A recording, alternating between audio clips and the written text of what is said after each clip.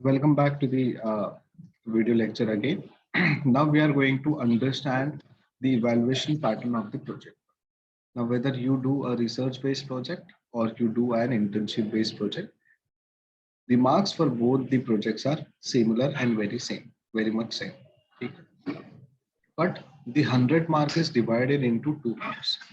What we think is that project बना लिया, submit कर दिया, अब हमको 100 में से कम 70-80 मार्क्स तो मिलने ही चाहिए और अपने ही टीचर है यार, अपने ही गाइड है, अपने ही टीचर है, तो कम से कम 80-90 तो दे ही देंगे. But everything is not in our hands, because हमारे ऊपर एक और बेटे हैं जिनको हम मुंबई यूनिवर्सिटी बोलते हैं और उनके अंदर उस पर्टिकुलर यूनिवर्सिटी में बहुत सारे लोग काम करते हैं जिनको रूल्स एंड रेगुलेशन फॉलो करना बहुत इंपॉर्टेंट है और वो जब फॉलो करते हैं तो हमें भी रूल्स एंड रेगुलेशन फॉलो करना मैंडेटरी है. इसीलिए तो हम हर सेमेस्टर में एग्जाम लेते हैं, because that is the minimum requirement कि जब बच्चा यूनिवर्सिटी में पढ़ता है तो उसका इवैल्यूएशन होना चाहिए. सो इवैल्यूएशन के लिए हमारे पास 2 कैटेगरीज है या इसे डिवाइड किया गया है 2 स्टेजेस में. एक evaluation on project, evaluation of project report, that is your bound copy. जो आप हार्ड कॉपी बना के देते हो उसको 60 मार्क्स का वेटेज दिया गया है. ठीक है, उसमें भी वो मार्क्स डिवाइड किए गए. Introduction and other areas covered, कितना इंट्रोडक्शन कवर किया है, सिर्फ कवर करने के लिए कवर किया है या जेन्युइनली आपने इंफॉर्मेशन ऐड किया है. Second and very most important is research methodology, presentation, analysis and interpretation of data. ये जो चीज है इसके लिए 30 मार्क्स है. अगर ये आपने अच्छे से नहीं किया तो 30 मार्क आपके चले गए. 30 में से अगर 10 भी मिल गए और इंट्रोडक्शन में आपको 10 मिल गए तो 20 हो गए. कंक्लूजन एंड रिकमेंडेशन 70 to 80% बच्चे कहीं ना कहीं से वो कॉपी करके ऐड कर देते हैं या फिर 1-2 लाइन का कंक्लूजन लिखते हैं या हाफ पेज का कंक्लूजन लिखते हैं which is of no use. या फिर वो सीधे लिख देते हैं I have not found any conclusion, so the whatever the result is that is the only thing mentioned to be informed to the project guide or the researching students. ठीक है, तो उसमें से भी आपको 1-2 मार्क्स मिल जाएंगे. तो 60 में से सिर्फ 20 to 25 मार्क्स कम से कम की बात कर रहे हैं, एकदम मिनिमम टू मिनिमम. हम ऐसे स्टूडेंट्स को नजर में रखे हुए डिस्कस कर रहे हैं जो प्रोजेक्ट बनाने में तो मेहनत किया है बट उसके अंदर जान नहीं डाली, उसके अंदर इंपॉर्टेंट चीज जो चाहिए वो नहीं ऐड किया है. ठीक है, देन उसके बाद बहुत इंपॉर्टेंट चीज दैट इज वाइवा. ये सिंपली आपका ओरल टेस्ट है. आपने जो प्रोजेक्ट रिपोर्ट बनाया है चाहे वो रिसर्च बेस्ड हो या फिर इंटर्नशिप बेस्ड हो, वो रिसर्च प्रोजेक्ट में आपने क्या सीखा. ठीक है, so the question may be asked such as importance, relevance of the study, objective of the study, methodology of the study, mode of inquiry. और आगे डिपेंड करता है कि आप कैसे रेस्पॉन्स देते हैं. अगर आपका रेस्पॉन्स बहुत प्रोफेशनल और एथिकल और बहुत ही रीजनेबल रहा, सामने वाले को अच्छा लगा, so they will discuss with you more and उतनी ज्यादा पॉइंट्स या मार्क्स आपको मिलेंगे. अगर उनको नहीं लग रहा है कि यार स्टूडेंट में वो काबिलियत नहीं है तो 3 क्वेश्चन पूछ के आपको आगे थैंक यू बोल के निकल जाएंगे. तो 10 में से आपको कम से कम 8 मार्क्स, 9 मार्क्स या 10 के 10 मिल सकता है, बिकॉज आप ही ने प्रोजेक्ट बनाया है, आप ही को उसके स्टडी का रिलेवेंस पता है, ऑब्जेक्टिव ऑफ स्टडी पता है, मेथोडोलॉजी आपको पता होना चाहिए. ठीक है, then ability to explain the analysis, findings, concluding, observation, recommendation, limitation of the study, again very important. ठीक है, तो जो 30 मार्क्स के लिए आपने लिखा है उसी के ऊपर 20 मार्क्स के आपको ओरल क्वेश्चंस या वाइवा में पूछे जाएंगे. अगेन अगर आपने फोकस्ड तरीके से काम किया है, आपने खुद से प्रोजेक्ट बना के किया है, तो आपको ये जो 30 मार्क्स और 20 मार्क्स है वो बहुत इजीली मिल जाएंगे.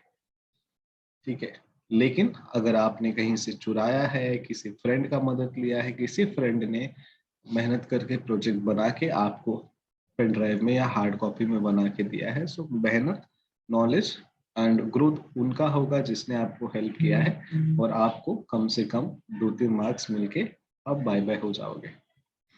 Then finally overall impression including communication skill.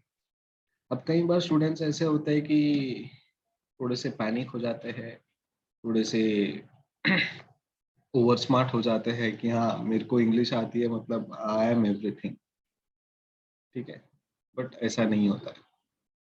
Sometimes your impressions are very much important, your communication skills are very much important. इसलिए हर स्टूडेंट को मैं पर्सनली फोकस्ड करता हूँ कि आप कम्युनिकेशन पे ध्यान दीजिए। कोई गलत जा रहा है तो उनको टोक कर या फिर उनको समझा कर बताते हैं कि सर मैडम आप यहाँ पे गलत जा रहे हैं, बट अगर इम्प्रूव करना है तो you will you know take care of all these things. लेकिन कुछ लोग इम्प्रूव नहीं करते and again repeat the same mistakes.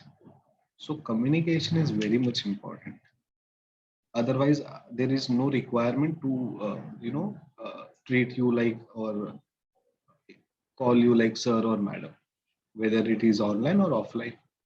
We always give respect to the students and that is the USP. कभी भी आपने ये सुना नहीं होगा कि अरे इधर आ, अरे उधर जा, अरे या फिर नाम से आपको बुलाया या फिर आपके नाम के बाद में सर मैडम नहीं लगाया कभी।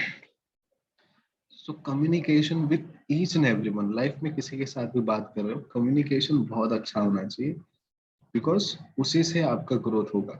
और यही चीज अपने प्रोजेक्ट वर्क में वो बताना चाहता है कि कम्युनिकेशन पे फोकस करें, ठीक है। सो कम से कम आपको इसमें 70 मार्क्स तो गेन करने हैं। क्यों 70 मार्क्स? बिकॉज ओवरऑल जब एग्रीगेट निकलेगा तो ये 70 मार्क्स जो है बहुत इंपॉर्टेंट होंगे। अगर आपने 80-90 गेन कर लिए तो वेल एंड गुड। अगर आपने अपने टीचर्स के साथ कुछ मीठी मीठी बातें करके अगर आपने 90 भी ले लिया तो भी well and good, but I prefer to be very honest.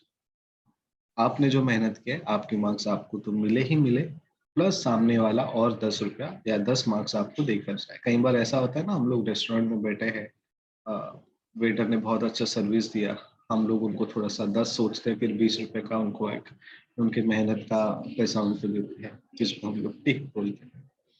कई बार ऐसा होता है कि मैं रेस्टोरेंट में बैठा हूँ, वेटर से पूछा कि ये है, नहीं है, एंड इट इज लाइक यार you are not giving respect to your customer. उसको कंफर्ट करो, भूखा है प्यासा है, उसको थोड़ा सा एक फैमिली जैसा ट्रीट करो, थोड़ा तो 10% तो नहीं। तो वैसे टाइम पे I personally prefer not to give tips, because ultimately हम लोग वहां पे केयर के लिए जाते हैं, उनके हाथ का खाना खाने के लिए, उनके एरिया का सर्विस लेने के लिए जाते हैं। So like that you should take care of each and everything. आपके टीचर गाइड का जो वाइवा लेगा उनका, चाहे वो इंटरनल वाइवा हो या एक्सटर्नल वाइवा हो, दैट डिपेंड्स। हर एक कॉलेज का अपना अपना एक सिस्टम है। इंटरनल इसलिए लेते हैं क्योंकि आप रेडी हो, प्रिपेयर्ड हो कि नहीं हो, एंड आपको प्रिपरेशन करने के लिए वो लिया जाता है। सो ओवरऑल सिर्फ project banana is not important, project पे बात करना इज ऑल्सो इम्पोर्टेंट। सो जो भी मेरे गाइडेंस के अंदर है तो उनको एक पर्सनल सजेशन एंड रिक्वेस्ट है, प्रोजेक्ट रिपोर्ट बनाना is very easy, very quick and immediate. अगर आपको कहीं से उठा के लेना है, we are not going to prefer that. Second, deadline लेके चले, क्वेश्चंस या फिर टाइटल अच्छे से बनाए, वो डेडलाइन को पूरा करे। टाइम टू टाइम हम लोग एक एक पॉइंट आगे बढ़े, और जैसे जैसे हमारा एक इंडेक्स का पार्ट खत्म होता है वैसे वैसे वो पढ़े, रीड करे, समझे, उसके ऊपर प्रेजेंटेशंस दे, ओरली देख के या बिना देखे, उसके ऊपर क्वेश्चन आंसर्स हो, एंड देन आगे बढ़े, so that hard copy and your viva दोनों का प्रिपरेशन साथ में होगा। एंड आपको कई बार ऐसा होता है कि 95-98 मार्क्स में मिल जाते हैं, ठीक है, बिकॉज प्रोजेक्ट बाउंड कॉपी बहुत अच्छा है तो स्ट्रेट अवे 60 एंड 40 में से आपको 30 तो आराम से मिल ही जाते हैं। एंड प्लस जो आपका गाया बेसिकली जो वाइवा लेने वाले एक्सटर्नल्स है वो उनकी तरफ से 6-7 मार्क्स ऐड, ठीक है।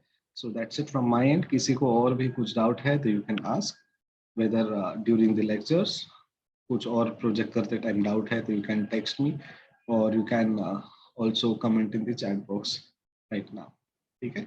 चलो, थैंक यू सो मच। कुछ डाउट है तो you can ask now and we will discuss about the project in detail. Thank you so much, bye bye, take care.